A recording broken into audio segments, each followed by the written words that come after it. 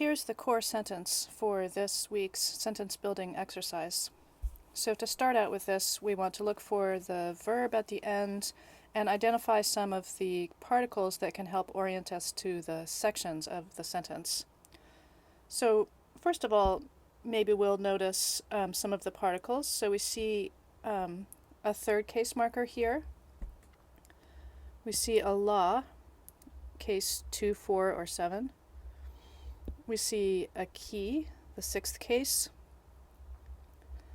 We see a do, and we see she, which we know to be a syntactic particle that marks the end of a quotation.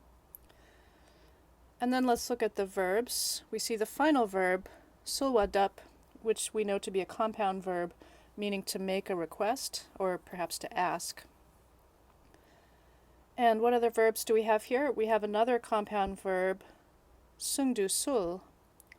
So sung is the honorific to speak, and verb do sul, this expression here, is something like pray tell or please speak about something. If we look then at this she, we can identify this as the end of the quote. So sometimes you might want to put some little quote markers there in your text, and you don't know yet where the beginning of the quote is, so we'll keep an eye on that as we look toward the beginning of the sentence. Now we want to search for some vocabulary and isolate vocabulary that we know. So Rei Chungpa is a character in the Milarepa story, and Jetsun is Milarepa himself, a way of referring to Milarepa. Then we know the word kirang, which means you, and we know the word zenam, which is a biography or life story, using this term ze, this verb ze, to make this noun, which is an honorific form. So, reading in some of these case markers, just loosely, let's try from the beginning. So by Rei Chungpa, or Rei Chungpa as an agent, and then to Jetsun La, so perhaps this is tying us to this final verb. So Rei Chungpa made a request to Jetsun, and then here's the quote, here's the beginning of the quote. Your biography, here's the sixth case, linking these two words, your biography, please tell it.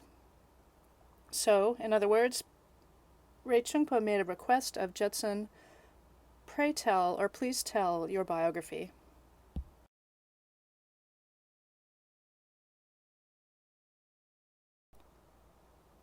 So the purpose of these sentence building exercises is to show you how Tibetan sentences get longer and longer by adding more and more phrases or qualifiers, and yet you want to be able to see the core sentence still and identify what the main verb is and the main agent, and then find all of the parts within that. So here's an expansion of the last sentence. So we can find the old sentence from the last slide here, Rei Chungpa. And then we find here, Jetsun La, kirangi zenam sungdu sul she sulwadup. So remember, here's the quote, here's what Rei Chungpa is asking Jetsun to please tell your biography. This is the final verb, sulwadup, that goes with, in the previous sentence, goes with Rei Chungpa. So the new material in this sentence is right here. It's been inserted right here. So what is this section adding to the sentence? First of all, we can notice that this whole section now ends with the third case. So remember, last time the third case was after Rei Chungpa, but now the third case is after this whole phrase. So in other words, it's now this whole phrase, this whole string of nouns that is the requester. So this whole box is the agent of sulwadup. And we see this by the third case marker at the end of the whole string. We also can see this nom pluralizer, which tells us that we're talking about a plural group of people coming before that nom. That's an adjective. That's a pluralizer. And we can see the word and here. So then we just want to know vocabulary. So tukse is the heart disciples, so one type of special disciple. And buchen, the spiritual sons, so another type of very special disciple.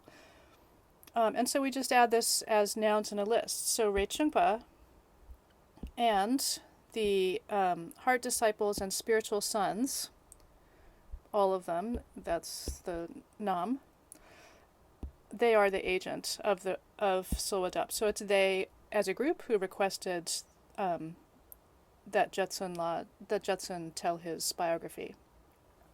So one thing to notice here is that the tong, when you have a list of 3 items, as we do here, we have Reichungpa and 2 types of disciples. Usually, unlike in English where we would say A, B, and C, in Tibetan you say A and B, C. So that's why the tong comes after the first one instead of where we would put it in English.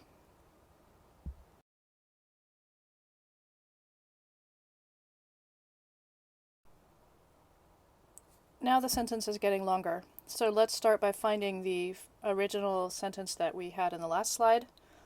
So Reichungpa tong tukse buchen nam ki, that's our agent. Judson la, to Judson. Then he asked, Kirangi zenam sungdu sul, that's the question.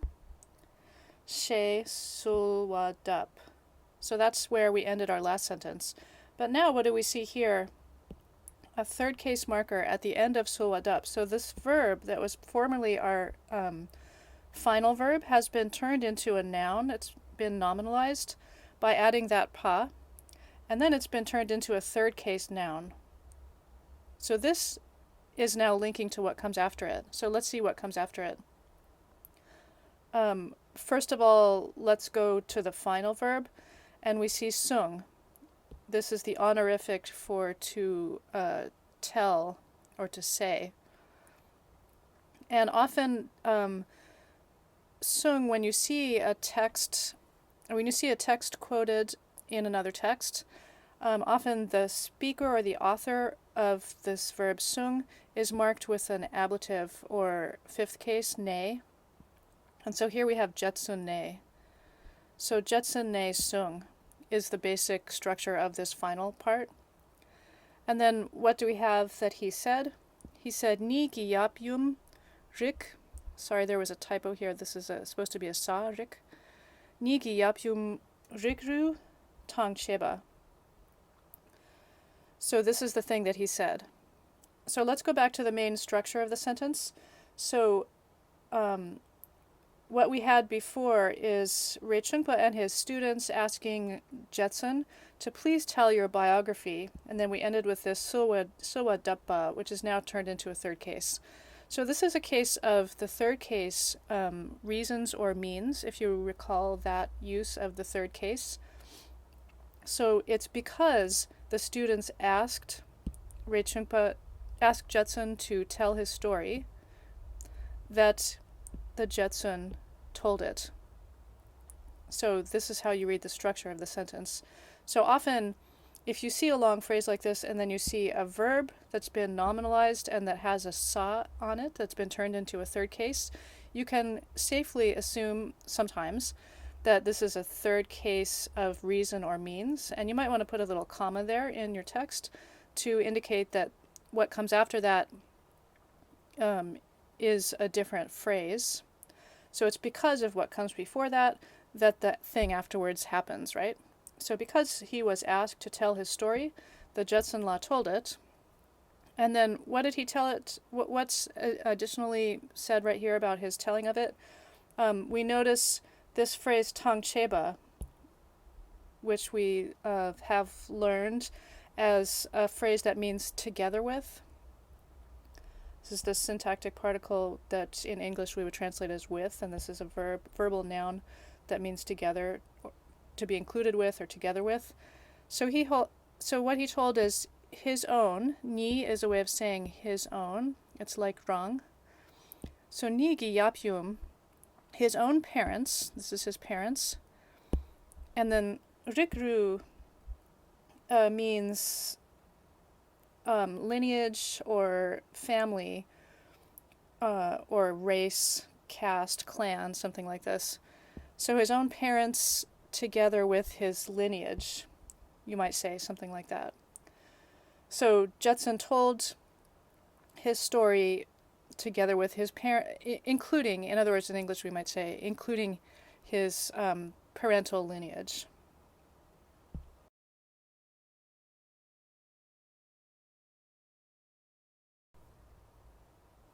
All right, the next sentence becomes longer. Let's again find the core sentence that we're familiar with.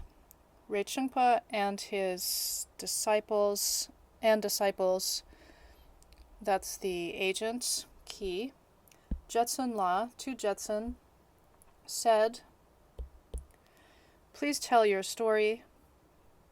And that's the end of the quote. They made this request, and therefore, and as a result, that's the meaning of this third case, Jetson, and then let's look at the end and see if we still have the sung. The sung is moved down here. So Jetson told the story. That's the core sentence, the core phrase in the second part of this long sentence. And so then we knew from the last slide what he told included his own parental lineage. And then here's our new part. Shenyang, moreover. Now we want to look for the final verbs and any particles that will help us figure out this last little phrase, okay? So one thing we can do is see a verb followed by kar. We saw this in our grammar preview. This verb kar means something like when something has verbed. And so let's put a comma there. Gyunor nam is wealth or resources.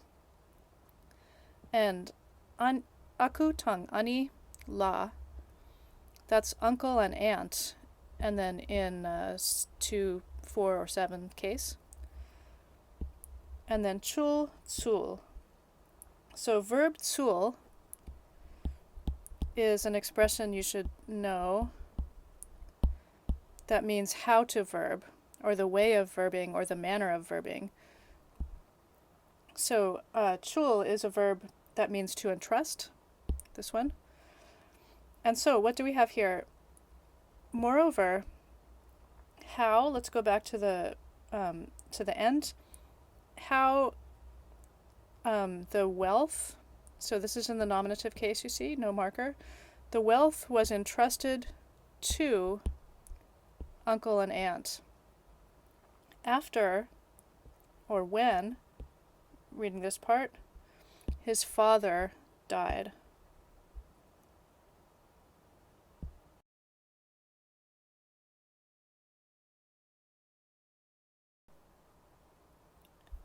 Now the sentence becomes longer with the addition of some material at the end. We still have the sung, which corresponds to this Jetsun ne. So we're still talking about what the Jetsun said, and everything between those two is encompassed by those borders. And so what we ended our last slide with was tsul, and we have a tongue that adds on a little bit extra about what he said, what Jetsun said. So let's look for some vocabulary we know. So first, the will or testament of the father, the paternal testament. Then we have the uncle and the aunt in the third case. We have the wealth, plural.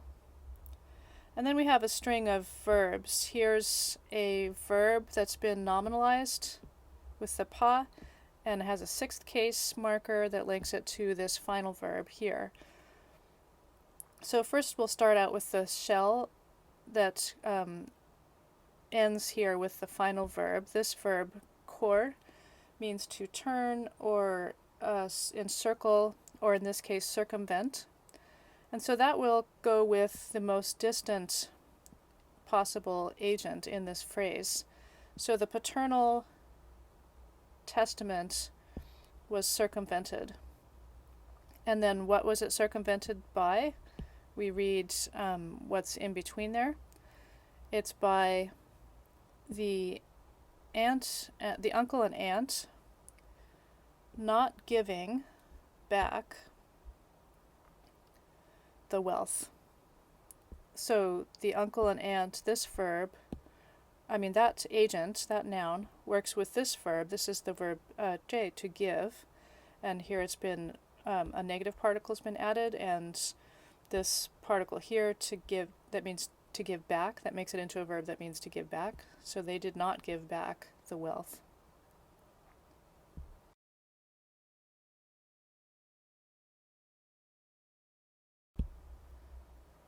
So finally, the last version of the sentence has a few extra words added toward the end. Let's see what's new. Here is the verb not giving back. So this is the aunt and uncle not giving back the wealth. And then there's a third case here. Here is the word for suffering. And here's a verb to occur or to emerge or to happen. So this new section is inserted right here, again with a sixth case marker to link it up with circumvent. And that circumvent, remember what was circumvented?